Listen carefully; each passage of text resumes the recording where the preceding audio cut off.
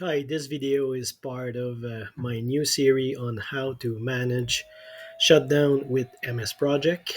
So let's start with the basic. I like to add the email and print preview to the bar up. So it helps easily sending your MS Project by email and printing it. Next, I'm gonna go into the options. So file option at the bottom, and in the general setup I want to change the date format to make sure I see the hours, and I'm going to go then into the schedule, and I want to change the schedule here. I'm going to use a 24 hours a day schedule. So I'm going to change the starting time to 6 o'clock and finish at 6 p.m.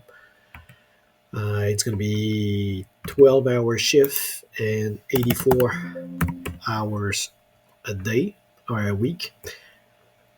And we're going to discuss in the calendar video. We're going to have a full video on how to set up the proper calendar for each team. So maybe you have team working on 8 hour shift. Maybe you have team working on 12-hour shift, day shift, night shift, etc.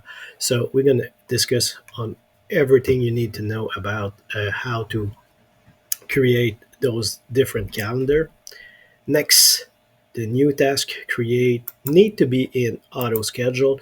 It's going to be very difficult to manage your critical path if you are on fixed date instead of auto schedule.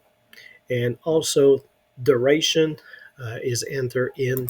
I want to change this to hours. Next, I'm going to go to the save and activate the auto save every 10 minutes. I have lost so much work in forgetting about this option and losing change I have made. So make sure you activate it. And that's about it for the setup to start on the right foot.